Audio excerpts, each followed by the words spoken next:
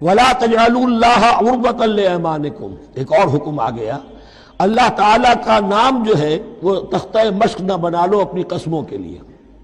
قسم کھا بیٹھا میں تو اللہ کی قسم کھا بیٹھا ہوں، اب یہ قسم کھا بیٹھا اس لیے میں یہ کام نہیں کر سکتا، چاہے وہ نیکی کا کام تھا۔ کسی وقت غصے میں آدمی آ کر قسم کھا بیٹھتا ہے۔ حضرت ابو بکر صدیق نے بھی قسم کھا لی تھی۔ مستح ان کا ایک ایسا تھا مسلمان غریب جس کی وہ مدد کیا کرتے تھے، لیکن مستح بھی جب حضرت عائشہ پر تہمت میں ملوث ہو گیا تو حضرت ابو بکر نے قسم کھا لی کہ یہ بدبخت جس کی میں سرپرستی کرتا رہا یہ بھی میری بیٹی پر تہمت لگانے میں شامل ہو گیا، اب میں اس کی کبھی مدد نہیں کروں گا۔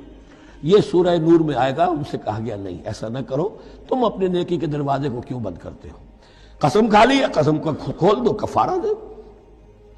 وَلَا تَجْعَلُوا اللَّهَ عُرْضَةً لِأَيْمَانِكُمْ أَن تَبَرُّوا وَتَتَّقُوا، نیکی کا کام کرنے سے، تقویٰ کے کام سے رکنے کے لیے قسم کھا لینا، وَتُصْلِحُوا بَيْنَ النَّاسِ، اور اس سے کہ لوگوں کے مابین مصالحت کرو۔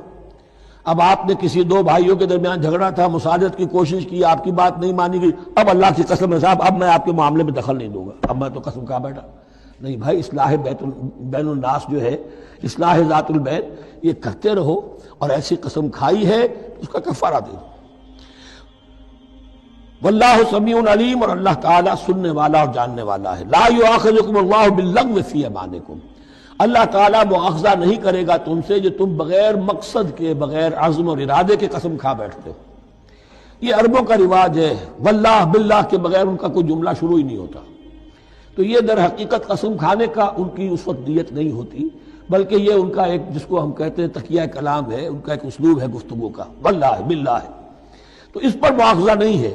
وَلَٰكِن يُؤَاخِذُكُم بِمَا كَسَبَتْ قُلُوبُكُم، ہاں جو تم نے ارادہ کر کے، تمہارے دلی ارادے کے ساتھ جو تم نے قسم کھائی ہے، پھر اس پر مؤاخذہ ہوگا، اسے توڑو گے، اس کا ایک کفارہ ہے، وہ بعد میں آئے گا۔ وہ کفارہ جو ہے وہ پھر سورہ مائدہ کے اندر آ جائے گا۔